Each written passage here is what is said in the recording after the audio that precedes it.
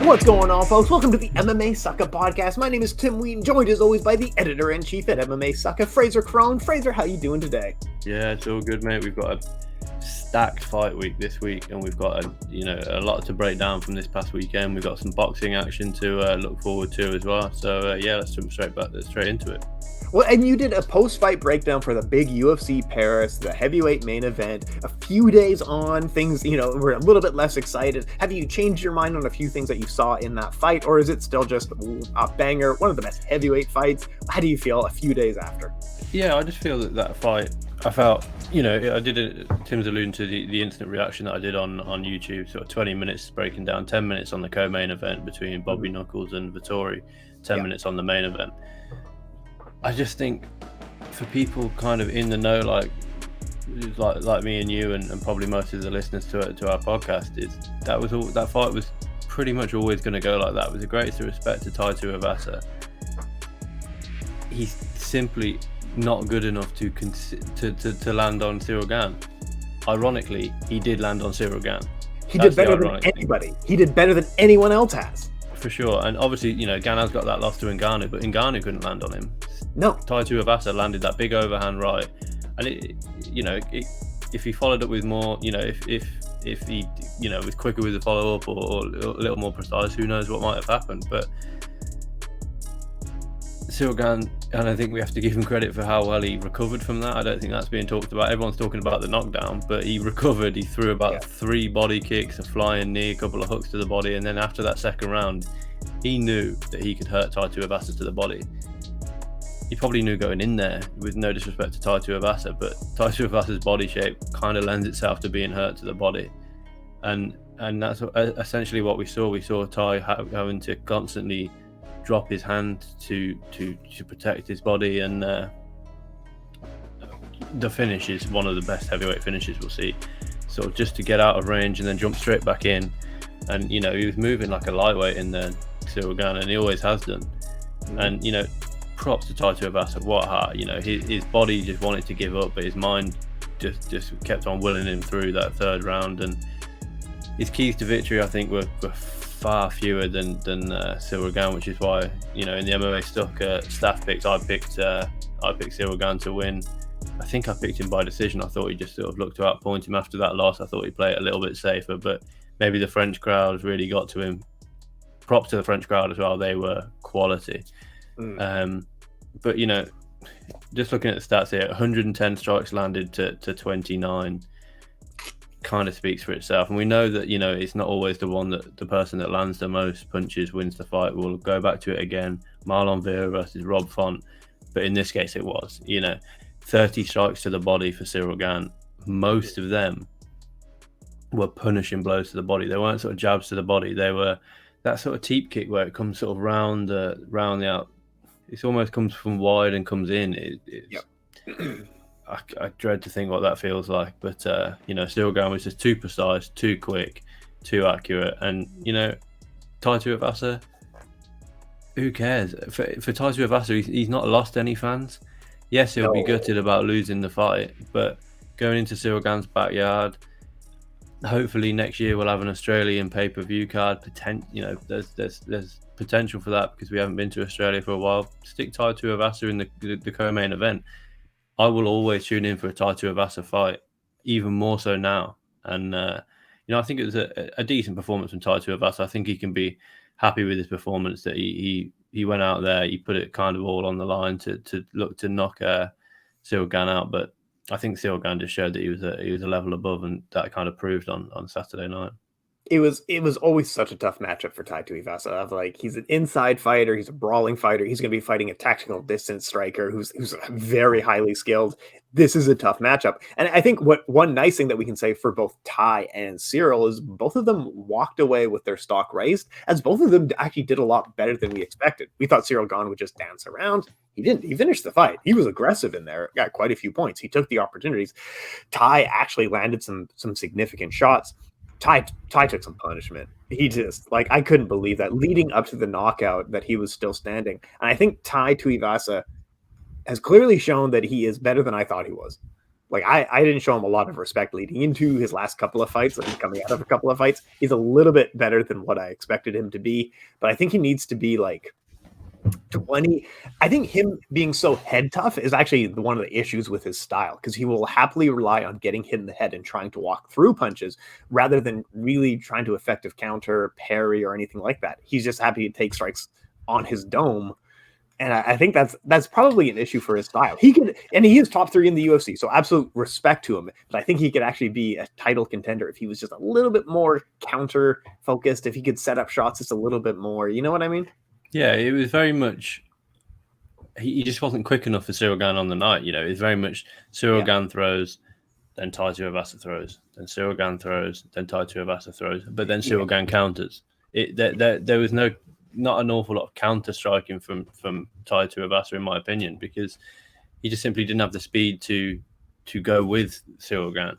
Mm-hmm. And I imagine if Tai Tuivasa, you know, like we saw against Derek Lewis, he has the speed to counter with Derek Lewis, because Derek Lewis is a faster man. Mm-hmm. Ciryl Gane's probably the fastest heavyweight, aside from maybe Tom Aspinall.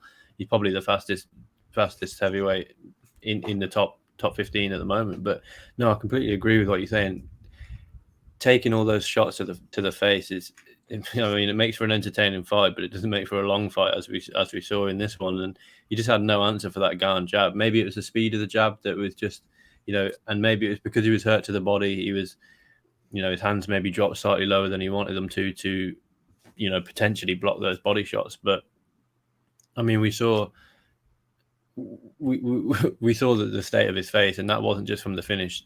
His face was cut up badly from the second round, you know, and he's got a bad habit, I've noticed, of sort of playing with his shorts a little bit, and I don't think that helps at all, because he constantly lifts his shorts up. Tai Tuivasa, he's constantly grabbing and lifting, sort of pulling the leg of his shorts up, which obviously naturally drops his hand, and then Ciryl Gane was being able to land the jab. So that's I mean, it's not a significant thing, but it's just a little thing that I thought, you know, maybe try and coach that out of him, because, you know, he's one of these sort of ticks, and Max Holloway used to do it a lot, and sort of just sort of pull on the leg of his shorts, or like sort of pull it up. Yep. It's not like Tai Tuivasa's throwing high kicks that he needs his shorts to be as flexible as possible. So maybe that's something to coach out of him. But, you know, like you say, Tai took a lot of damage in this one. I don't want to see him back this year, for sure. I don't want to see him back this year. I want to see him take a good long time off. And, you know, UFC tends to come to the UK in March. Bring him over to the UK. He's obviously not scared to travel. He's based out of Australia, Abu Dhabi or Dubai at the moment. He trains out. Really? Oh, I didn't even know. That's so. Yeah, obviously he lives in Australia. I think out of camp, and trains out of Australia out of camp. But I think he, Abu Dhabi or Dubai. I can't remember which one. But you know, so he's obviously not scared to travel for a fight. And you know, as we've seen, you know, Tai, he's constantly in different places fighting. You know, he's in America, you know, he's in France. I'm pretty sure he's been down to Brazil before he you know, on those losses. Mm-hmm. So, you know, I mean, Tai's always game, and like I say, I'm always going to tune in for a Tai Tuivasa fight, because it's Tai Tuivasa. You know, he, like you say, it's probably not the best style for longevity, taking shots to the dome, but it certainly makes for an exciting fight.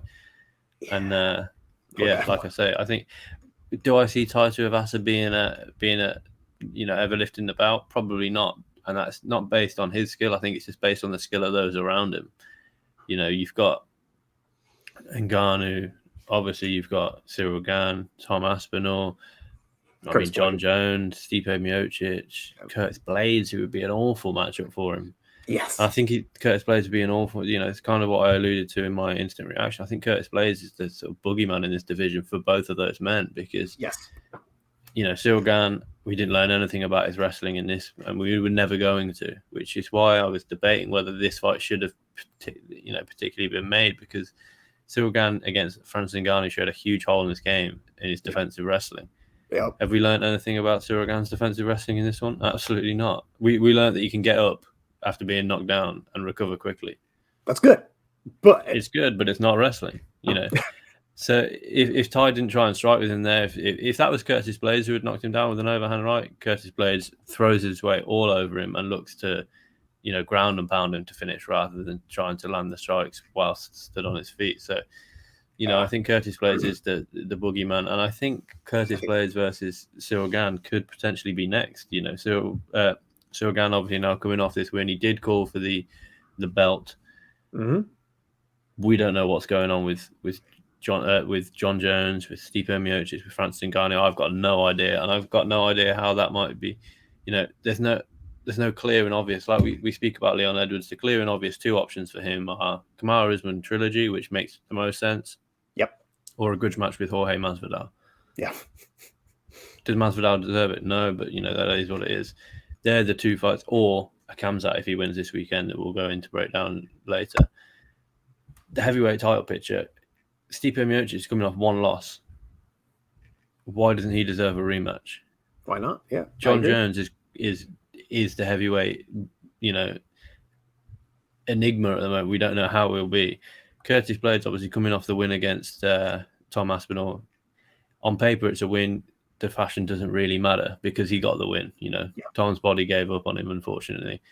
You then got Ciryl Gane, who is the former interim heavyweight champion, was badly exposed in his title shot, and now he's sort of rebuilding his title push, as it were. And then you've got guys like Sergey Pavlovich, who's just on the outside, and Tom Aspinall, who's just on the outside of that real title picture now, that probably need one or two more wins to really get themselves in that title picture. So the heavyweight title picture for me is probably the most confusing title picture in the sport, aside from women's featherweight. Well, women's featherweight is probably the easiest because it's Amanda Nunes, and then any female MMA fighter that can make 145 pounds, I'll just throw in there as fodder at the moment. But it's confusing for me, and I think Ciryl Gane has done himself, all the well in the world to get that victory in the manner that he did. If he outpointed Tai Tuivasa, it's instantly forgettable.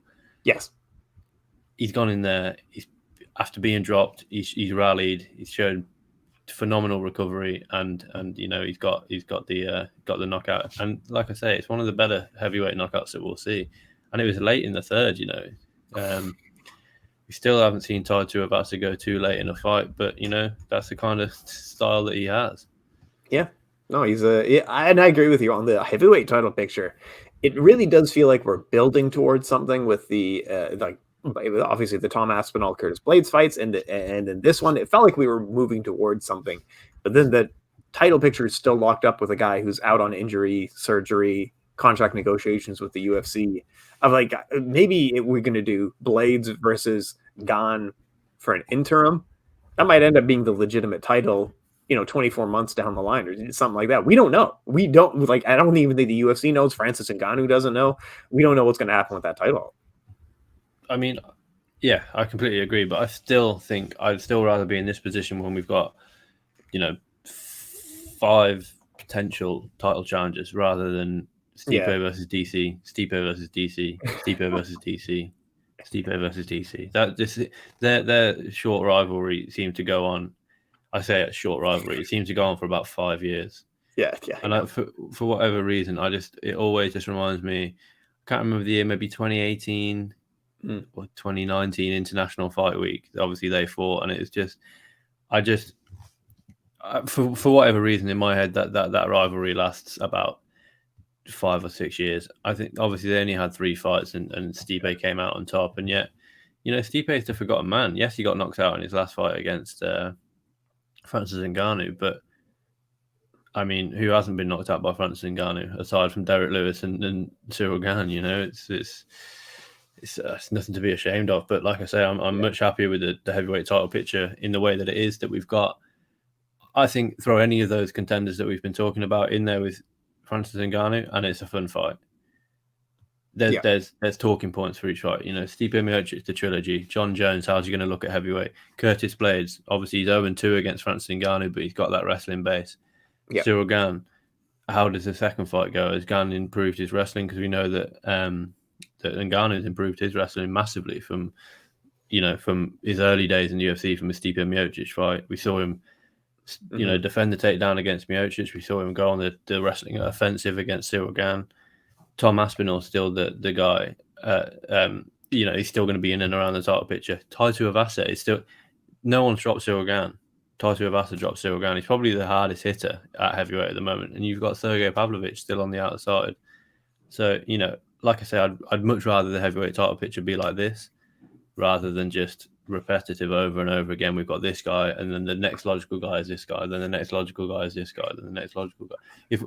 If a fight's made between any of these guys and Ngannou, and one of them pulls out and another one fills in, I'm not going to be pissed off. So speaking of, that's such a good segue of saying that this is great, that this division is interesting, so it's just not the same dorks fighting over and over again. That segues so well into the stupid. I know where you're going. Historically, middleweight has been the thinnest division in the UFC. Like the golden age, as you and I once talked about, it was like Dan Henderson and Michael Bisping. During that era, that was as good as it got, because every other era of middleweight has looked like this. Of like Robert Whittaker can beat all these guys in the top 10. Israel Adesanya can beat all these guys in the top 10, and it's a big surprise. And I want to. The middleweight title picture is not going to get more interesting. This is it. This is as lame as it gets. Marvin Vettori is a guy that you can see in his fights. He's not that good. He's a top 5 middleweight. You know what I mean? Go on. Tell me what you're thinking here. He's just not that good. I'm glad that you said it, and I can agree with you that he's not that good, rather than me having to outwardly say that he's not that good. I don't think Marvin Vettori is a very good fighter. No. He beat Paulo Costa last time out, or the time before. Obviously, guys, we were alluding to the co-main event. Robert Whittaker pretty much dominated Marvin Vettori over 3 rounds. Yeah. Outlanded him, was too quick. He had too many different counters at the front of his, I specifically remember, I thought it was a really good sort of way of putting it. When Darren Till faced Stephen Thompson in Liverpool, Dan Hardy was talking about, these guys are throwing a lot of feints to see what their opponents counter. Let's say me and you are having a fight. I throw the jab, and I want to see what at the front of your mind is your counter. Do you parry it? Do you slip off to the left, slip off to the right? Are you looking for the overhand right to my... So I'll throw, 4 or 5 jab feints. Marvin Vettori got a different look every time he threw at Robert Whittaker. Sometimes it was the parry, sometimes it was the feint. Sometimes it was a slip.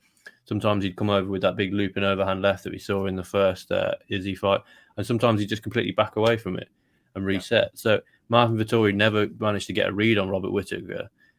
Let's say every time, we saw in the Leon Edwards fight against Kamaru Usman. Kamaru, he threw it, and Leon threw the jab out there, he threw the 1-2, and Kamaru circled off to his right. Leon made that read, bang, left high kick, and we all know what happened there. Marvin could never get a read on Whittaker, because every time that he, say, for example, threw a jab, threw a straight, the reaction of Whittaker would be slightly different. Sometimes he'd roll under, sometimes he'd come back. And as we saw at the end of the fight, he just shot a double leg and landed that perfectly timed double leg. It was just, there was so good. So many different things at the forefront of Whittaker's mind. Yeah. Which never allowed Marvin to get a read on him, which we saw. I think if you're being generous to Vettori, to Vettori, it's 29-28. He maybe won the first round. That second round was as close to a shutout as you'd see, in my opinion. Marvin just seemed, after a good first round, like that's the contentious round in there. Luckily, it doesn't make too much of a difference, but that's a contentious round. He just seemed to freeze. He just didn't throw he didn't seem to. I think after that first 5 minutes, it felt to me like he had a bit of an adrenaline dump, and and we saw it in the second and third where Whittaker just ran away with it.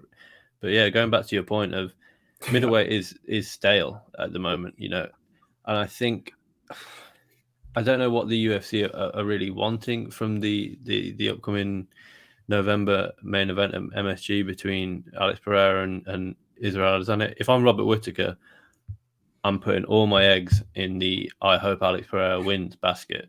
Yes. Because the third fight between Robert Whittaker and Israel Adesanya is quite a tough sell. Whittaker is 2-0 down. Yes, he did do better in their rematch, but it was still pretty one-sided. Yeah, it was. Now, Alex Pereira versus Robert Whittaker is a brand new fight. It brings a brand new, excitement. Whittaker, obviously, like we saw in this one, Katami's takedowns. Can he take Pereira down? Can he deal with, that offers so many more questions. And if I'm Robert Whittaker, I'm praying that Alex Pereira wins that.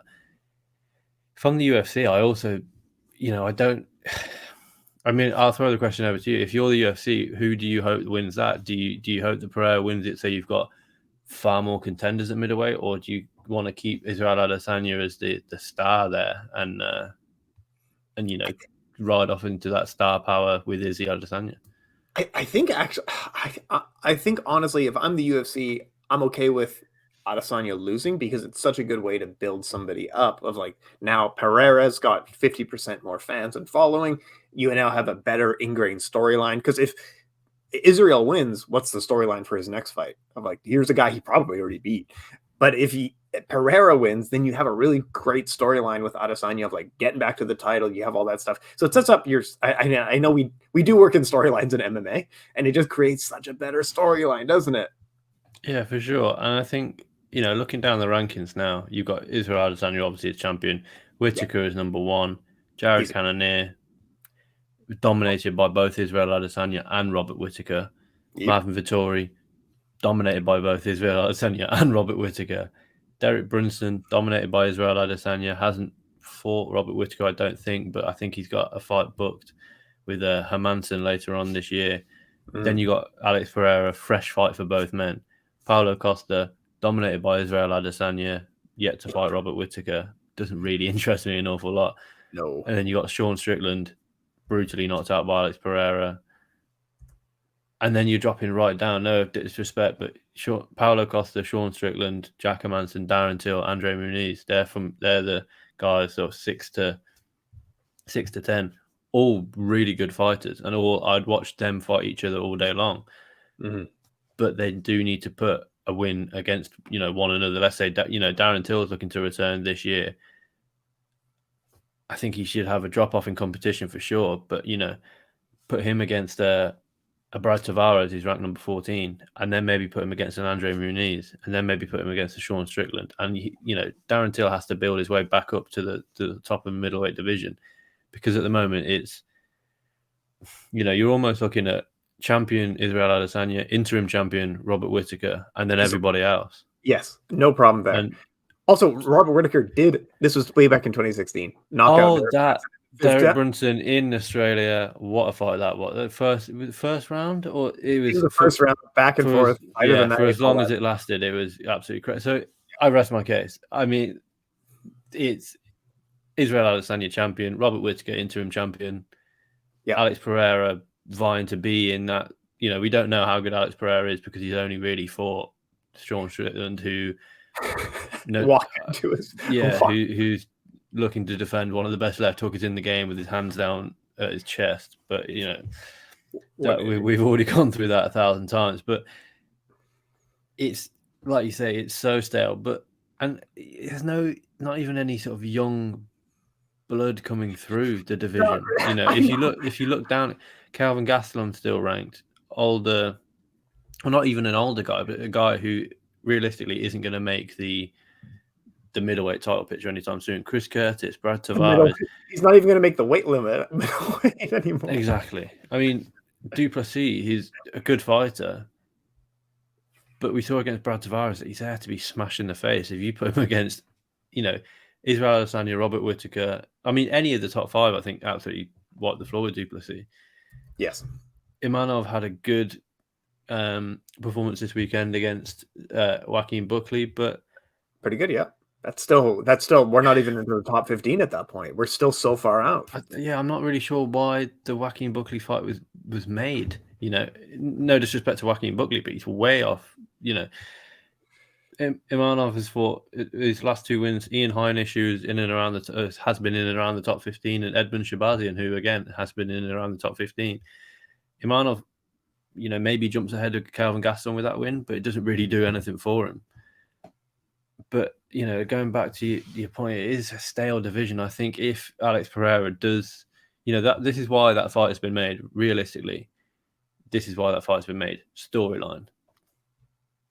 The only man to beat Israel Adesanya only man to finish Israel Adesanya of note. He might have lost more fights in his glory days, but I'm pretty sure he wasn't.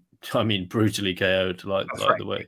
It was the only knockout of his combat sports career was to Alex Pereira.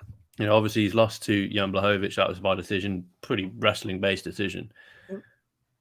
the only, that's the storyline going in. I'm so excited for fight week already because we'll break that down, and I'll do a keys to victory, and I don't even feel like I'm knowledgeable enough to break down two such elite strikers keys to victory, but we'll do it anyway. But like I said, the storyline to that is that rivalry, that history between the two outside of the UFC. Mm-hmm.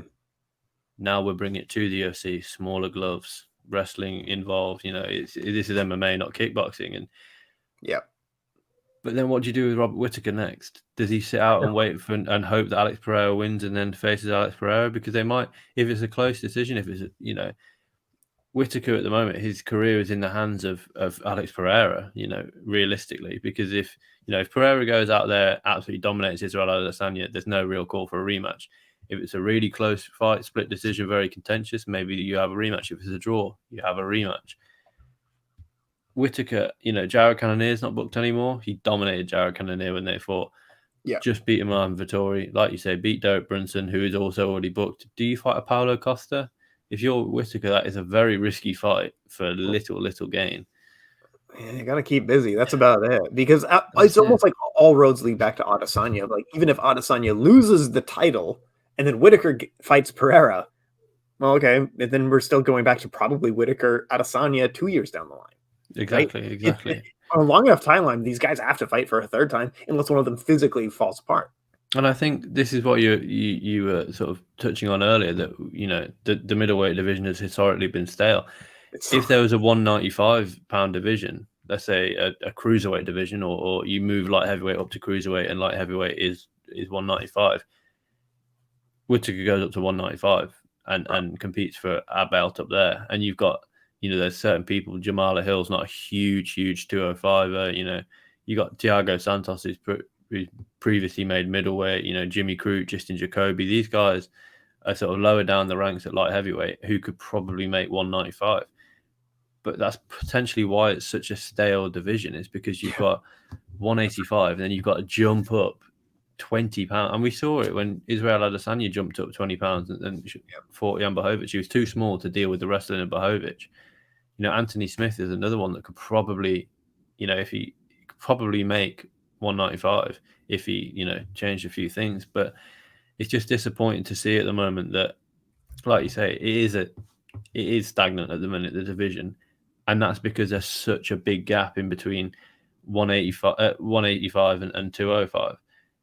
And it's not just, it's not, everyone in the middleweight division could make 205 with ease.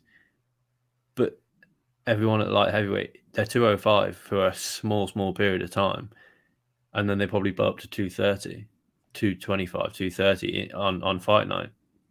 Can you imagine how a Magomed Ankalaev would be able to just deal with, a Sean Strickland, who isn't a huge middleweight? Who could deal with a Darren Till, who's previously made welterweight? There's such a difference between being able to make 205 and being a light heavyweight. These guys are not 205. Yes, they make 205, but they make 205 on weigh-in day, and they build into an almost heavyweight frame. Oh, it's so funny. We were just talking about this over the weekend with we were talking about the idea of doing a light heavyweight tournament, of bring all these guys back in their primes. Like, let's get Shogun and Vanderlei. We'll get like Anthony Johnson going. John Jones not included because it's unfair, but and then we'll have them fight like all the modern guys have, like Jiri and Glover and Jan Blachowicz. And how do all these guys? One thing that blew my mind is just how big light heavyweights are right now. So Vanderlei Silva is Yuri Prohashka is so much bigger than him. It's amazing. It's so surprising of how big these guys are now today. Whereas John Jones was towering over the entire division at 6'4". The entire top five at light heavyweight right now is pretty much the same size as John Jones, who used to tower over Rampage, who used to tower over Rashad, all this stuff, even towered over Daniel Cormier. All those guys are the same sizes now. Light heavyweight has gotten so much bigger in the last 3 years, right? Yeah, for sure. I mean, I think the improved weight cutting is a massive factor with that. Because these guys are bigger frames, but they're managing to cut weight more safely, more effectively, and obviously then made the weight. But you've got a lot, all the guys you just said, Vanderlei, Dan Henderson, Vitor, Lyoto Machida, all of these guys were light heavyweights. Bang, dropped down to middleweight. Yes. Correct.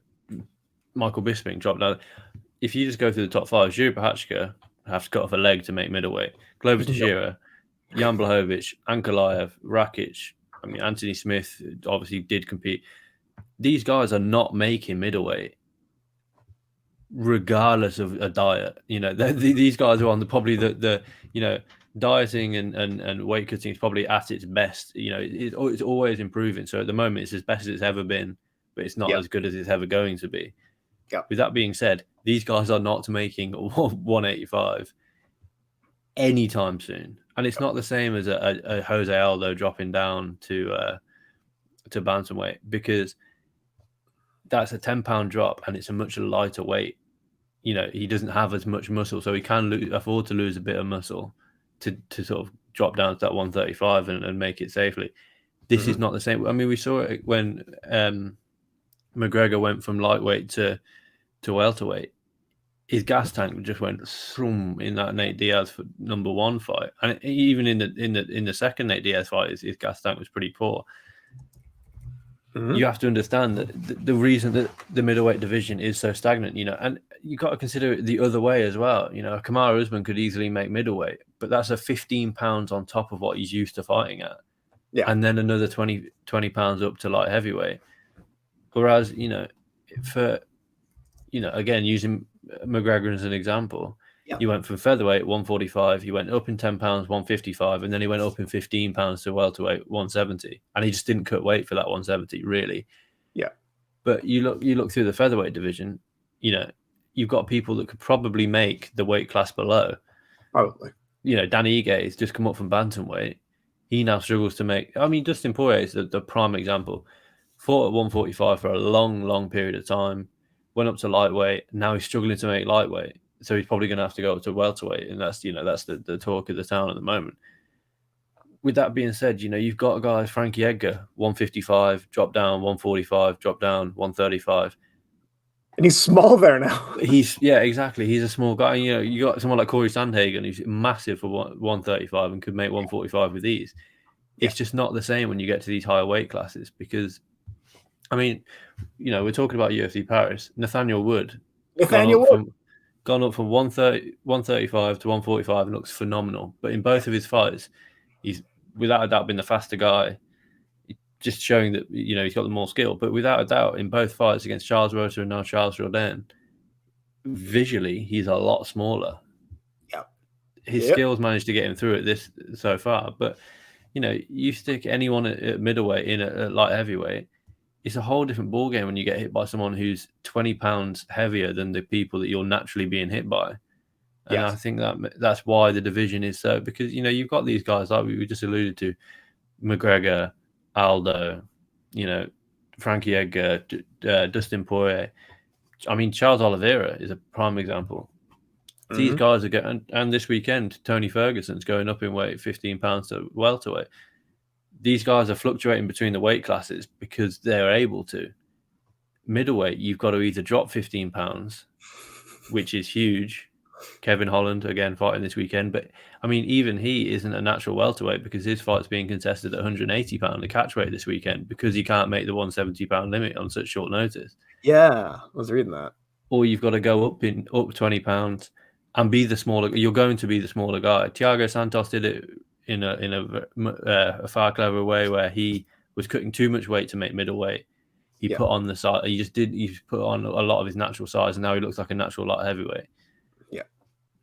For middleweight, you're stuck in the middle of drop 15 or put on 20. That's a big amount, and like I say, just because you can make light heavyweight doesn't mean you're a light heavyweight. Just because you can make 205 doesn't mean that you are going to be able to compete with the rest of the people that can make 205, because the rest of the people that can make 205 walk around at 230, 240 on a regular basis, and are just heavier hitters and heavier guys. And I think that's why the middleweight division is quite stagnant. And we're talking about a guy in Robert Whittaker who came up from welterweight. Yeah. But how long has he been at middleweight now? He's had a lot of fight. I think his last welterweight fight was. It was years. Check. Almost Yeah, like 15, maybe maybe 7 years. Yeah, a long time. Anyway, a long time ago. Probably 20. You're looking at 2014, 2015, maybe. But he fought Stephen Thompson in 2014, and then Mark Rhodes in 2015 at welterweight, and then Clint Hester at Clint Hester. At 205, this says. But the point I'm trying to make is you've got a guy in Robert Whittaker who, he fought some of the smaller guys. Brad Tavares, not a huge middleweight. Uriah Hall, not a huge middleweight. Rafa Natal, not a huge middleweight.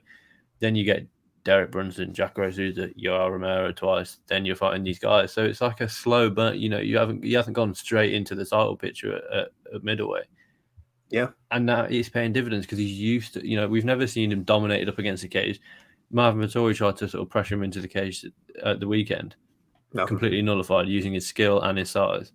So, middleweight is stagnant because it's such a big jump. But yeah, it is what it is, I guess. It's one of those where until they maybe introduce a 165-pound and a 195-pound, we're still going to talk about middleweight being a bit thin on the ground. Well, yeah, in middleweight, like even Luke Rockhold had the height, but not the strength to go up to light heavyweight. There's so many examples of guys who moved up in weight between those two and just like, oh man, this isn't the same. This isn't the same as what he used to be. Like we're seeing Dan Henderson in like a grappling get toyed around with John Jones. You guys were the same weight class at one point. Like things move forward, things move on. And I'm one of those guys who just like looks back at the Pride golden age. And I have to say, like, I think Yuri probably would have been a Pride FC like triple division champion. Like it's insane to think that this like a pretty good fighter beats these amazing fighters from the past, but it's just size, strength, things change over time. Skill changes a lot over time. Anyway, just love Yuri is what we're getting at, and Nathaniel Wood for that matter. Just love it. For sure. I mean, almost a perfect segue. Skill changed over time. One of the guys that's been, 15 years in the company is headlining this weekend in Nate Diaz versus Khamzat Chimaev. This is a weird fight, isn't it? This is still a weird fight. It's still a weird card that doesn't look like it's worth purchasing. Tonally, the UFC is not putting their A sell on this one. Help me understand here. What is Nate Diaz versus Khamzat Chimaev? 5-round non-title main event. Nate Diaz's last fight is a weird fight. This is a weird card. This is the weird thing that the UFC is doing here. UFC 279 is bad. Yeah, I mean, we spoke about it previously before Tony Ferguson and Kevin Holland were announced. Probably the worst pay-per-view on paper in history. The main event's intriguing, without a doubt. But I've been writing my keys to victory piece for this. And I did Khamzat Chimaev because, with the greatest respect to Nate Diaz, I cannot think of too many keys to victory. I mean, I'll send it over to you. Unfortunately, I'll put you on the spot. Where do you see Nate Diaz, if at all, winning this fight? Okay, and there's the thing. Nate Diaz in his prime, the best version of Nathan Diaz, maybe gets a submission off of his back, which he hasn't even done that much in the UFC. Nate Diaz in his current form, he's older, he's slower, he's not even setting up stuff nearly as well. His best opportunity is on the feet. There's not a lot of paths to victory for Nate Diaz here. I'm not even saying he has a Hail Mary chance. I just don't think he has a chance here. What I'd love from this is for Nate Diaz to almost pull off a Rocky Edwards comeback, be dominated for 4.5 rounds and pull off some sort of triangle or some sort of guillotine. I agree with you. I think his keys to victory are thin. It's rough. I've got a video analysis piece coming out. It'll probably be tomorrow now on Khamzat Chimaev's keys to victory. There's just so many more keys to victory than Nate Diaz. Nate Diaz for a start makes 170. He's not a muscular 170. He's as McGregor alluded to, he's a skinny 170. He doesn't strike me as someone who's got a load of power. Career lightweight, like exactly. His years were at lightweight. He's exactly. barely.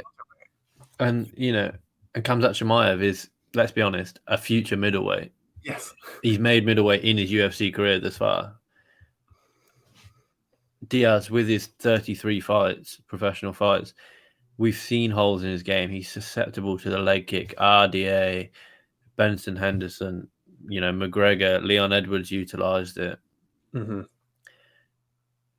Khamzat doesn't throw an awful lot of leg kicks, but when he does, obviously he gets all that power behind it. It doesn't come naturally to him, so I can't see that happening too much. But that's one of my keys to victory for Chimaev is to, slam the leg kick. Mm-hmm. Take the fight to the ground. Yes, Nate Diaz is good off his back, but we haven't really seen that in recent times. We've seen Nate Diaz dominated on the floor against, Rocky Edwards. We've seen him dominated on the floor against anybody, against Jorge Masvidal, even, and that wasn't in even a jiu-jitsu sense. That was just a ground and pound sense. If Jorge Masvidal dominating you in a ground and pound sense, Chimaev's going to play with you, and Diaz does some good work in the clinch. But Chimaev does better work in the clinch. I think if you sort of line everything up on one side, what Diaz does better than Chimaev, he's got better experience, no doubt about it, and better stamina, no doubt about it. Mm. Can you win a fight on experience and stamina? I don't think you can. Unfortunately, Chimaev's got the power. Speed's probably about the same, but I don't think in a fight like this that speed kills. Yep. Because Nate Diaz doesn't have the power in his hands to really, put off. If he catches Chimaev on the chin using his speed, that's fine. But Chimaev will probably just walk through it. Speed equal power. Chimaev wrestling. Chimaev ground game. As far as MMA ground game, I'd probably give it to Chimaev because he's got the. This isn't a jiu-jitsu match. If it was a jiu-jitsu match, it'd be much closer. But Chimaev's got that. Okay, I'm in a bit of a bad position. I'll weigh down some of the biggest ground and pound strikes that you'll see. Yeah. You've also got to take into account that as Diaz kind of checked out of the UFC, we unofficially, it's his last fight, pretty much official that it's going to be his last fight. Chimaev's still on the rise. He's a hungry contender. Nate Diaz, in a word, isn't. We've already seen this week that it came out last night that Diaz has created his own fight promotion. Really smart from Diaz to release that ahead of his fight week so he can be talking about that all fight week. Mm-hmm. But he's already putting his eggs in a basket outside of the UFC. He's already sort of setting that up. If he loses to Chimaev, what does that do for his legacy? Nothing, really. Realistically, he's going to be known for that rivalry with McGregor and being in that BMF fight where there was a potential that he might come back against Jorge Masvidal. If Chimaev loses, it's pretty devastating for Chimaev, but I don't see Chimaev losing. I'd be very surprised in our MMA Sucka staff picks this week if we see too many Nate Diaz's, maybe one or two just hoping to sort of beat the crowd, as it were. But I think Chimaev does this in under 3 rounds. I think he probably finishes Diaz. I agree with you. I completely co-sign with you on everything. I think this is the UFC being its most explicit of like so much of this sport is the young up-and-comer will make his name from the old veteran. It happens all the time. This one is just in a major main event. It's so explicitly obvious style-wise that this is a bad matchup for Nate. I also it doesn't stamp out his legacy. Like, it just seems punishing to Nate. Like, why didn't they give him someone who would really just have fun and throw down with him? Like, maybe even an RDA would have been a funner fight. Another Cowboy Cerrone. One name I threw out, Brian Barberina, Robbie Law. Like, there's certain guys that just like, oh, that would have been interesting to see. That would have been fun for Nate Diaz. Instead, this is punishing. This is cruel, right? This is a murder. This is a murder. Yeah, I mean, you've got someone in Chimaev who I think is, without a doubt, got favourable matchups in the UFC. You know, John Phillips, not a wrestler. Reece McKee making his UFC debut, not a wrestler. Gerard Meerschaert, I mean, he just shit himself under Chimaev. Li Jingliang, not a wrestler. And then the first time, you know, he got someone that could be a tough matchup in Gilbert Burns. That was a close fight. It was a fight of the year. Contender, but it was a close fight all the same. Great fight. But I just don't see, you know, I had a lot more faith in Gilbert Burns potentially pulling off an upset than Nate Diaz. And if you're Chimaev, you build your name off Nate Diaz. It's your first pay-per-view main event. Why not? Yep. But at the same time, if he has real aspirations to be a champion, does a win over Nate Diaz really put you in that welterweight title picture? Well, there's already two people in Usman and Jorge Masvidal that are potentially ahead of you in the line. Colby Covington, I think would be why is it not Chimaev versus Colby Covington? I would watch the shit out of that. I think that would be a quality fight. Yeah.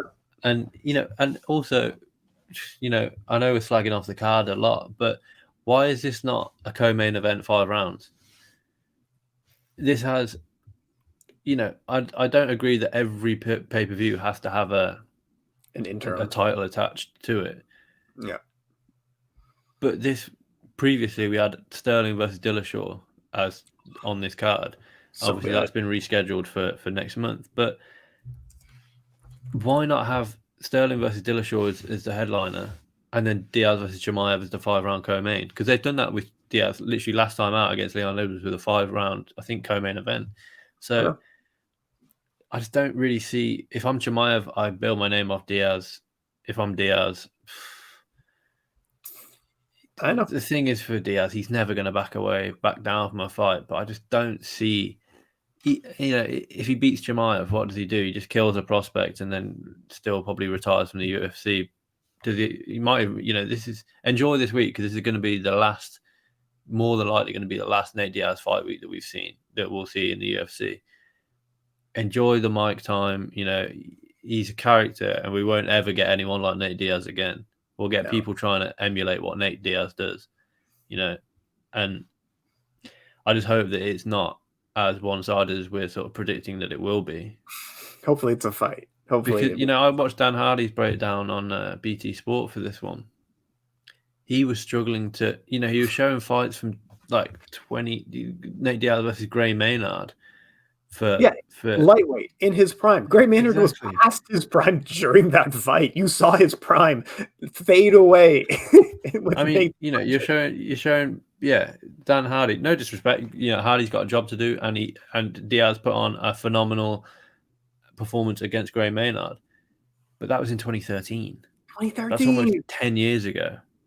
He also showed a highlight from the just from a past fight, and even Nate Diaz's best ever performance, I think, was against Michael Johnson.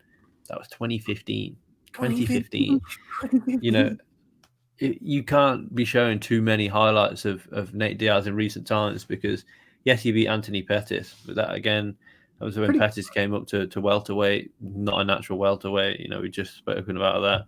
Yeah, and Pettis had moments in that fight too. For sure, but in the past, I mean, he's fought twice since 2019. Well, he fought the end of 2019 against Jorge Masvidal. Obviously, his face let him down in that one, and then he's fought Leon Edwards in June of last year and was dominated for 4.5 rounds before he landed a 1-2. It looked bad getting dominated. It wasn't like it wasn't like Gilbert Burns getting beat up. Nate Diaz looked bad. For sure. And, like I said, I think there's more intriguing fights on this fight, even on the prelims, because I think this is just going to be one-sided in the favor of Chimaev. I hope it's not. I hope Diaz, can show that sort of gritty determination that we've seen from him so many times. I just can't see it, unfortunately. No, I think one thing, we did actually gain a better fight because Nate, for most of the last 6 months, has been saying, I want out of my contract because I actually have a fight with Jake Paul coming up. I think we got a better fight because of it with Jake Paul, Anderson Silva. I know that's embarrassing. I'm not a YouTube casual, I promise you guys. But Anderson Silva versus Jake Paul is a fun fight. That is a fight that gets us clicks, gets us out of bed. That gets me excited, actually. I mean, it's far more exciting than Nate Diaz Khamzat Chimaev, which is which is what Dana White. I'm sorry, Dana, if you're listening. I know you are a regular listener to the MMA Sucka Podcast with Tim Wheaton and Frazer Krohn. But unfortunately, Dana, Jake Paul might have one-upped you on this one, because you've kept hold of Nate Diaz and put him in a less competitive fight than Jake Paul's next fight against Anderson Silva. I think that's a pretty intriguing fight. And for once, I'll actually be tuning in to watch a Jake Paul fight, not knowing the outcome. I'm excited. I'm actually looking forward to that, like you said. And I'm almost embarrassed. I don't want to tell too many people, but here we are saying it out loud to the world. But yeah, that's a fun fight right there. Tony Ferguson, Li Jingliang. This is a weird fight. Yeah. Weird fight made on fairly short notice. Was it 2 or 3 weeks ago that we got this, on the same day that we got Kevin Holland versus D-Rod at a catchweight? That's an exciting fight, the Kevin Holland one, but catchweight. And Tony Ferguson moving up in weight. he's just searching for that bounce back win now. I don't know if Li Jingliang's even it. He's bigger. He's not as skilled, but he's going to be so much bigger than Tony Ferguson in there. So much stronger. I don't know. It's not an easy fight. This is what Ferguson's first welterweight fight since Ever. he won the Ultimate Fighter in 2011. 2011. I mean, and yeah, like you say, I don't know why he's moved up in weight personally. He is searching for that win, but just move down a skill level in your own division. Stick at lightweight. He wasn't struggling to make lightweight. He wasn't, drastically undersized at lightweight, but just drop down a skill. His losses have come to the champion, or the uncrowned champion, Michael Chandler, who just competed for a belt, Justin Gaethje, who then went on to compete for a belt, and Beneil Dariush right in the title picture. Oh, you're saying just like fight outside, like maybe the 15 or fight Bobby Green, fight Joel Alvarez, fight Grant Dawson, Thiago Moises, Diego Ferreira, Drakkar Klose. Just fight slightly further. These guys are all title contenders and will be in and around the title shot for the foreseeable future. Yeah. Maybe Li Jingliang is that sort of slight drop down in skill level, but going up in weight to do it. Down in skill level probably isn't the wisest. There's far easier fights for Tony Ferguson at welterweight. That no disrespect, Jake Matthews, Chaos Williams, Alex Morona, Gunnar Nelson. These are all fights. Nico Price, always an exciting fights. Gunnar would have been a fun one. Gunner's a good one. That's a great fight. Gunnar, for me, would have been the fight to make because, no disrespect to Gunnar, but he hasn't got that one-punch knockout power. He isn't a huge welterweight. Li Jingliang, we've seen him, aside from the Khamzat Chimaev sort of blip on his record, he knocked out Santiago Ponzinibbio, and last time out, he knocked out Muslim Salikov. And then he knocked out Zalika Dos Santos before that, and he knocked out David Zawada before that. He knocked out Zach Otto. He knocked out Bobby Nash. He knocked out Anton Zafir. He knocked out Diego Lima. What are we doing? We're putting... What are we doing here? In his professional MMA record, he held 9 knockout victories, 5 submission victories. Not a small, he's not the biggest welterweight, but he's not a small welterweight. Nope. What are we doing? I hope, we see first round against Michael Chandler, Tony Ferguson. But I just don't, I'd probably be picking Li Jingliang by, potentially even by finishing this one. I'm not quite sure. I'll have to watch a little bit more on them both. But I think Li Jingliang's going to be just, not even that he's, skill for skill, Tony Ferguson's probably better. Size for size, Li Jingliang is the heavier hitter and he's just a better guy. I think he'll be the better guy on the night. And even we're talking about skill for skill Tony Ferguson of maybe what we saw 5-6 years ago. What we saw of him 2 years ago, like, man, Li Jingliang might just be better at this point. And it's just a weird fight. It's an odd fight right there. Kevin Holland, Daniel Rodriguez, like you said, actually a much better fight. The weight struggles kind of does make it not as fun, but Kevin Holland on a 2-fight win streak against notable guys. Daniel Rodriguez on a 3-fight win streak against pretty good fighters. This is a fun fight. This is a good one. Yeah, for sure. I'm a little bit annoyed that it hasn't maybe been put on a later pay-per-view, so this could be conducted at welterweight. I know these guys both are natural welterweights, and because of the short notice, but this is on Dana White. Why have you not booked? If this fight was going to be booked, why have you not booked it weeks ago so the guys could make 170? These are 170-pound fighters, and there's always going to have that asterisk next to it that. Oh, Kevin Holland beat Daniel Rodriguez, but it was at 180. Daniel Rodriguez beat Kevin Holland, but, he didn't have to cut weight for it. For example, I think it's a really entertaining fight. You know what we're going to get from Kevin Holland. Daniel Rodriguez isn't the kind of guy to shoot for a takedown either, so I think we'll probably see majority stand-up battle on this one. And, fair play to Kevin Holland. He had that a couple of years ago when he, was fighting every other weekend. And then, already this year is his 3rd fight. There's potential that he might even sneak one in December, if depending on sort of the damage that he takes in this one. So, fair play to Kevin Holland, still staying active, and he's with a win over Daniel Rodriguez, certainly does your star power, your stock certainly raised with a win over Daniel Rodriguez if you can get it. and he's a game fighter. But like you said, it is on the UFC. Here's what Kevin Holland told TMZ in an interview. He said, "I had a big fight at welterweight, but it was just really far away. It was next year, and I wanted to take a fight in the interim." So I don't know who he was fighting, but he said the UFC gave me a list of names. I said yes to every single name. They asked me which one I liked most. I actually said Neil Magny. Kevin Holland, Neil Magny. Great fight. He said this would have been October 15th. I thought that would be a great fight. They were like, we want you to fight on September 10th. Can you make 170 by then? I was like, it's not ideal, but yeah. Why was the UFC just like, yeah, we actually want you to fight?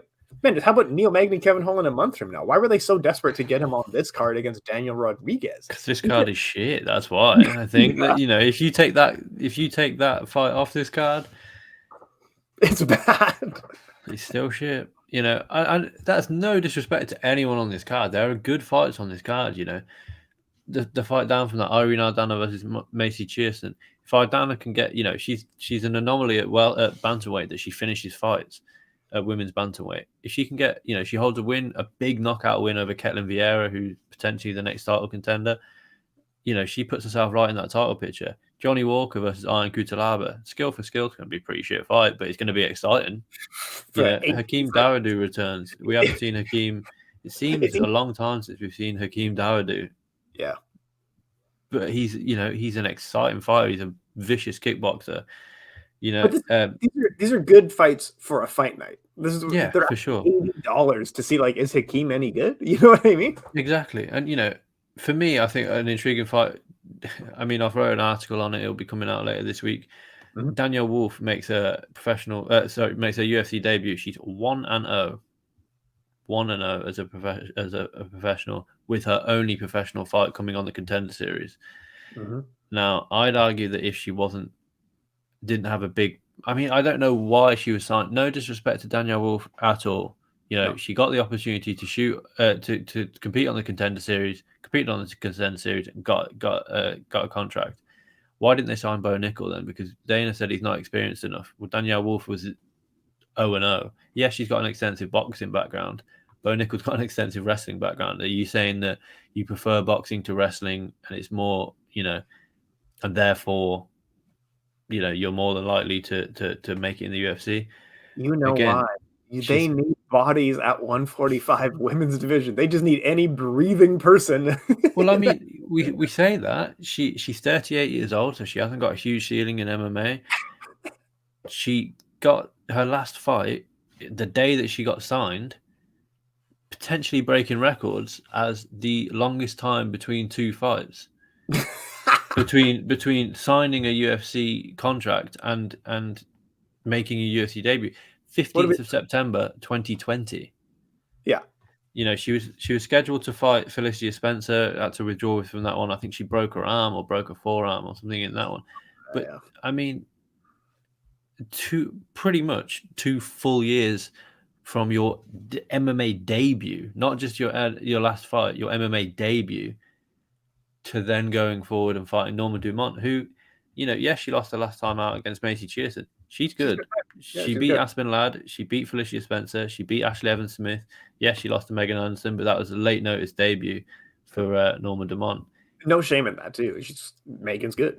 Exactly, and let's just hope that Dumont can make weight, because she's really suffered making weight as of recently.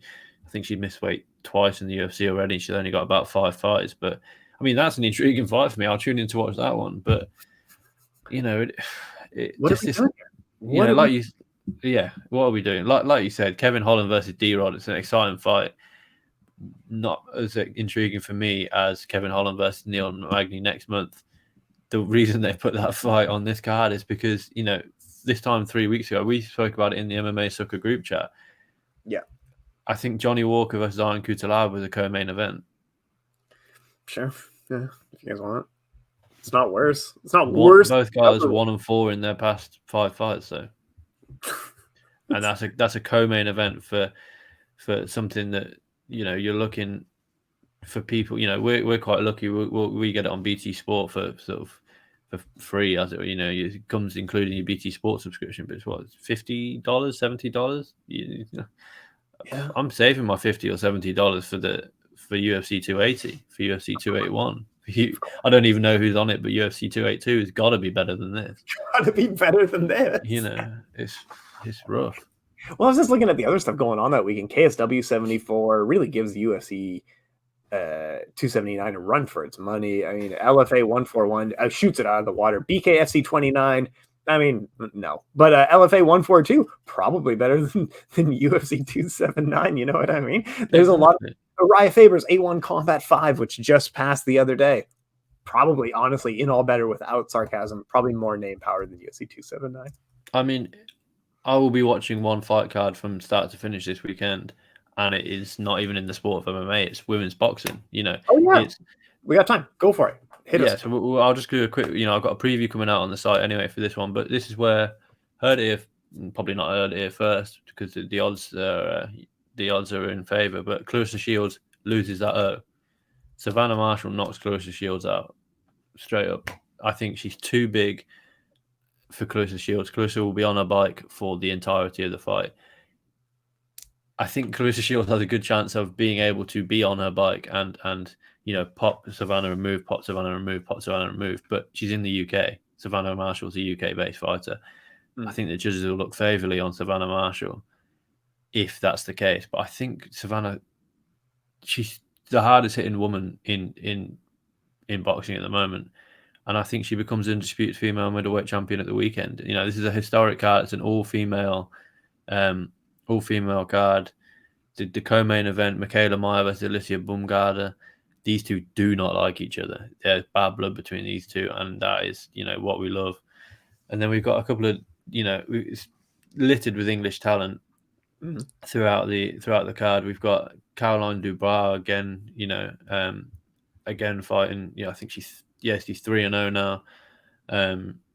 We've got Shannon Ryan, who's been, I think, training alongside Michaela Mayer for this one. We've got Lauren Price, the Olympian, the gold medal Olympian, who didn't look great in her debut, but she's, it's a professional debut coming off the Olympics. It's going to be difficult, and it's an exciting fight card because we've got plenty of talent. We've also got a 3 and 15 girl from the UK, but that is what it is. We'll breeze over that for now. But outside of if you only tune in, co-main event, Michaela Mayer versus Alicia Baumgartner for the Ring Magazine, WBC, IBF, WBO, super featherweight female title.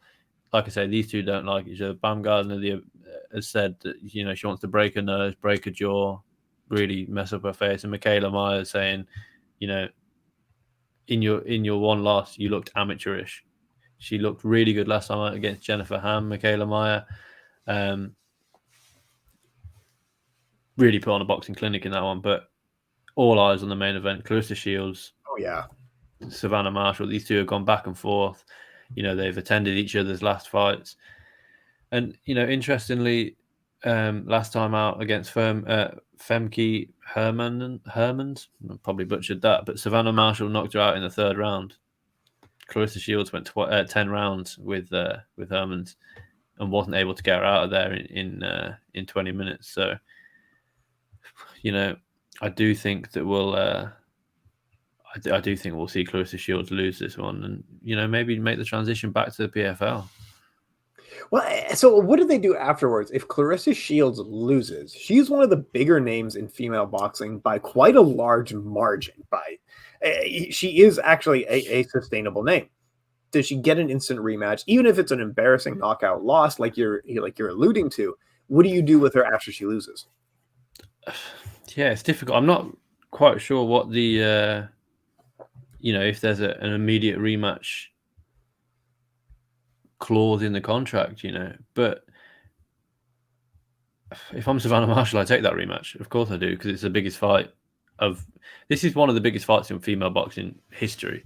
Yes, we had Katie Taylor versus Amanda Serrano a few months ago, but Claressa Shields has lost once in her pro debut. Once in her boxing career in the amateurs against Savannah Marshall.